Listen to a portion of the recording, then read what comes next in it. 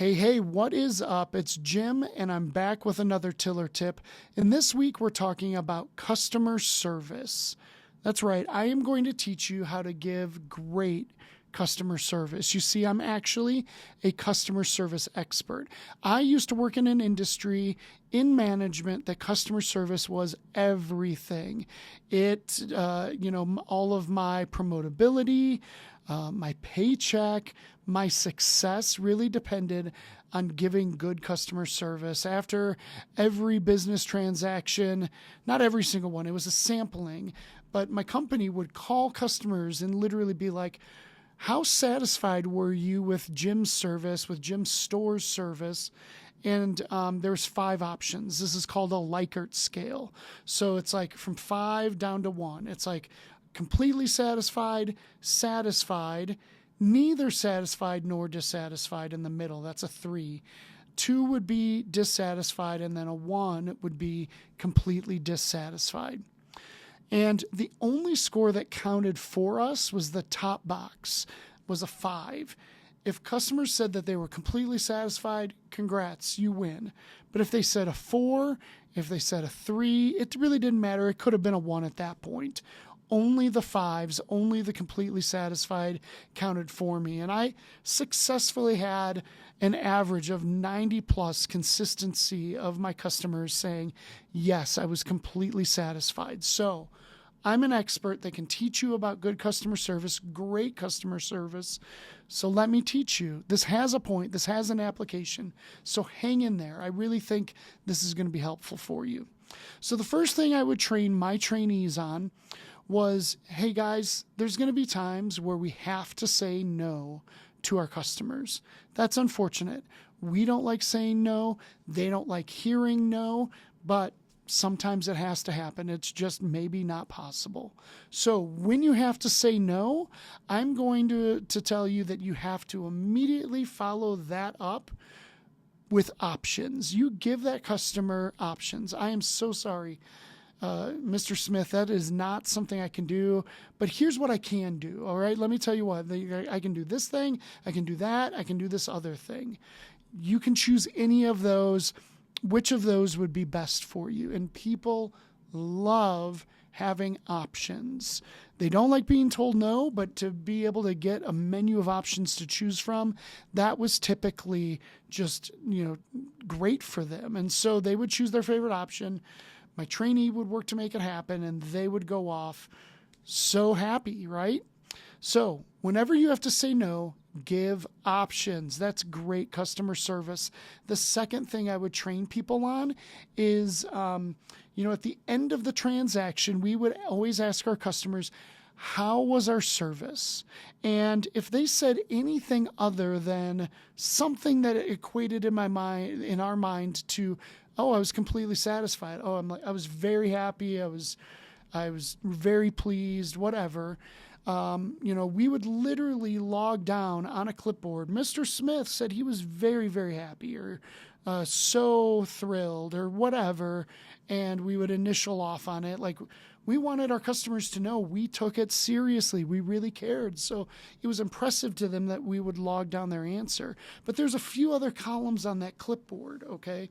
And those few other columns were for customers that maybe indicated that they didn't feel completely satisfied. Like, oh yeah, it was pretty good, or it was fine. Oh, okay, I'm so sorry. It feels like maybe you weren't completely satisfied with our service. Let me write down, you said it was fine, it was pretty good. What did we do wrong? Like, what could we have done better? And so we listened to the answer, and then we would literally ask the customer, man, you're right. We did drop the ball. We could have been better. What could we do to make it up to you? What would make this good?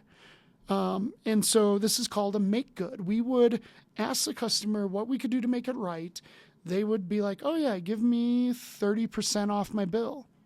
Okay, yeah, I'd be happy to do that for you, Mr. Smith. So we would bang it into the computer, give them a receipt, and be like, hey, you know what? I'm really glad you told me that feedback's really important. I hope that you really walk away from this feeling completely satisfied. We gave a make good, right? And then we're like, and actually, I want to earn your business back. So we would do a make good plus one. And so we would often like write on the back of our business card, like, hey, I'm going to give you actually 30% off your next bill because I want to prove to you that we can knock it out of the park each and every time. So I'm confident we can do it. Come back and see me, ask for me. We're going to give you great service. And so people would walk away feeling good about the make good, but then even better about the plus one. Okay. Make good plus one. That's number 2. So let me land the plane here because this feels important. You're like, okay, great. I'm a graphic designer and this doesn't help me at all. All right. I get it. Okay. But you might be married. You might be in a relationship that customer service matters. How many times have you had to say no to your spouse, to a family member, to a son or a daughter, and that is very displeasing to them? Well, why not follow that up with options? You know what? I'm sorry, that's not going to work. You know, my son loves skiing and he's like, Dad, can we go skiing this weekend? Like, oh gosh, man, I'm sorry. Like, we just don't have a full day to go skiing. That's not going to work. But I tell you what, here's what we can do. We can plan to go skiing the next weekend. We can go to the trampoline park, or we can go and see a movie. Like, what sounds best to you? And he's still maybe disappointed about not being able to go skiing this weekend, but you know, he's probably going to choose skiing the following weekend, and he'll probably ask for the movie. All right, great. You know, I can give both of those. You know, I can accommodate more than one options. That's amazing. What about like conflict with your spouse? Like, you know, we have a big misunderstanding. We miscommunicated. I dropped the ball in a particular way. I am actually sorry. Like, what could I do to make it up to you? You know, like, what would be the make good that would make this all right? I want you to be completely satisfied with me as your partner. Like, that's a big deal to me. So, okay, you tell me, what can I do? And I'm going to do it. I'm going to abide by it. And maybe I'll do it plus one, you know, like I will do this, that, and the other thing that you asked me to. And I'll get you flowers because you matter, and I'm recognizing that I'm the one that created the need for the make good. And when we do that kind of stuff, man, I think people want to do the same thing for us. I think the reason people gave me high customer service scores was because they wanted to repay me for, you know, the effort I put into it, right? Like, it only makes sense. So let's give good customer service to our spouses, to our kids, to the rest of our family members. I know it's hard. I honestly do. But I think good customer service in a lot of ways equates to love. Okay? So let's give it a shot. Use those 2 tips. Practice it. See how it might benefit these relationships. I bet you're going to get really high scores. And maybe there's a promotion in your future. I don't even know what that means, but maybe you're going to move on up. Okay. So that's what I got for this week. I appreciate you checking these out, and I'll see you next time. All right. See ya.